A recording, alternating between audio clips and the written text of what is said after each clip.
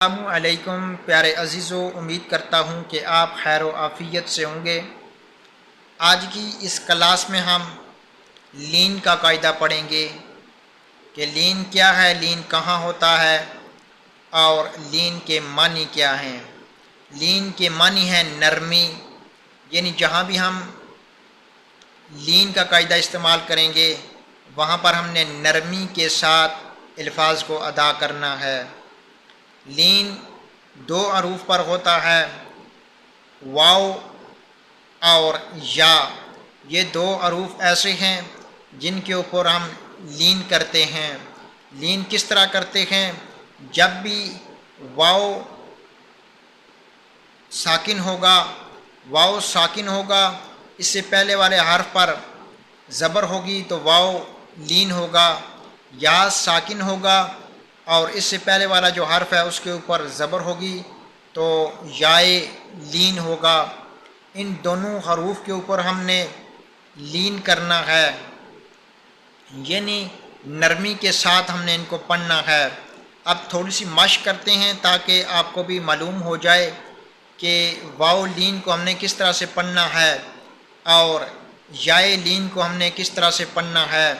اب دیکھیں آپ کے سامنے جو سکرین ہے اس میں کچھ الفاظ دیے گئے ہیں، ان الفاظ پر آپ غور کریں۔ جیسے ہے پہلے جو واو لین کے الفاظ ہیں ان کو ہم نے سرخ کر کے لکھ دیا ہے، جو یائے لین کے حروف ہیں ان کو بھی ہم نے سرخ کر کے لکھ دیا ہے تاکہ آپ کو سمجھ میں آ جائے کہ واو لین کہاں ہوگا اور یائے لین کہاں ہوگا۔ اب الفاظ کو دیکھیں، جیسے ہے فاؤجن، اب واو ساکن ہے، فا کے اوپر زبر ہے، اب یہاں پر واو لین ہوگا، ہم نے نرمی کے ساتھ اس کو ادا کرنا ہے۔ جیسے ہے فاؤجن، فاؤجن۔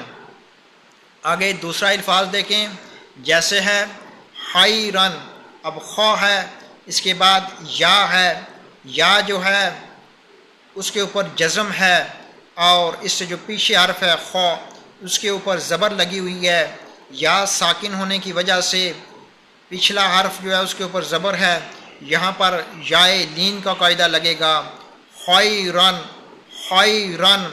آگے نیچے دیکھیں، جیسے ہے موعودۃ، موعودۃ، اب واو ساکن ہے، اس سے پہلے جو حرف ہے وہ ہے میم، اس کے اوپر زبر ہے، یہاں پر واو لین کا قاعدہ لگے گا، موعودۃ، موعودۃ۔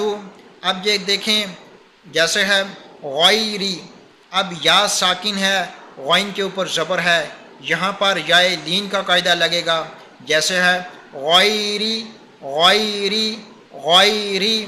آگے دیکھیں قولن، اب قوف ہے موٹا، اس کے اوپر زبر ہے، واو کے اوپر جزم ہے تو یہاں پر اب واو لین کا قاعدہ لگے گا، قولن، قولن۔